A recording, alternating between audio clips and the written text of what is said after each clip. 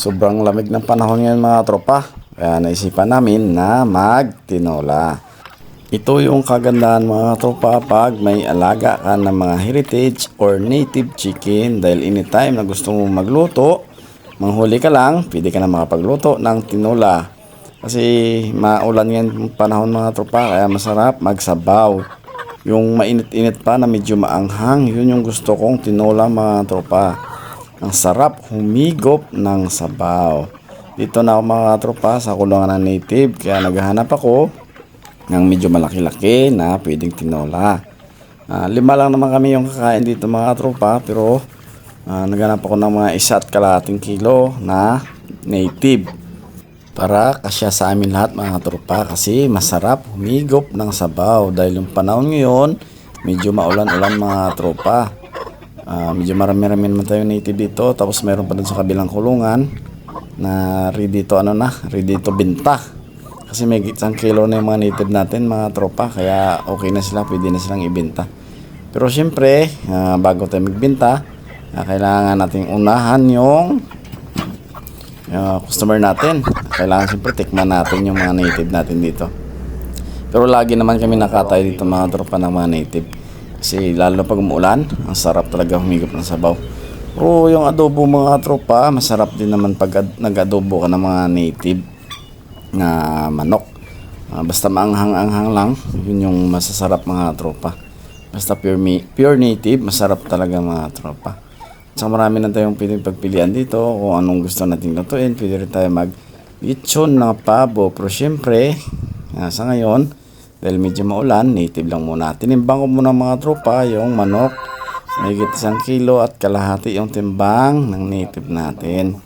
Pwede na ibenta at pwede na rin katayin. Yun lang yung kagandahan mga tropa talaga pag may alaga ng mga native heritage chicken. Anytime na gusto mong kumain ng native, mayroon tayong makukuha.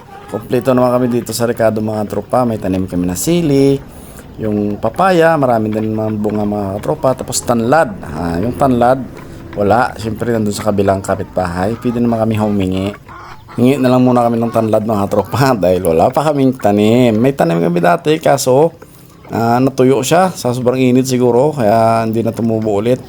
Pero magtatanim ulit tayo ng tanlad mga tropa dahil marami naman sa kapitbahay, hingi tayo. Sa mga tropa pala na gusto ng package, yung pabo, may kasama ng lechon, dalawa, nasa 5,000 mga tropa. Ako na bahala sa lechon dahil may mga tropa naman tayo na marunong maglechon. Package deal na yun mga tropa. 2 pabo, 5,000. Tama lang yun dahil sa December marami talagang gustong mag-lechon ng pabo mga tropa. Tsaka bukas magde-deliver tayo ng 3 tray na itlog doon sa suki na nag-order sa atin mga tropa. Dahil may mga suki tayo na nag-order sa atin ng table eggs, 300 per tray mga tropa. Tama, marami na yung itlog ng maalaga natin. Dahil sa isang araw minsan 16 yung itlog niya. Minsan sumusobra pa, bumalik na yung dami ng itlog na na-harvest natin sa isang araw.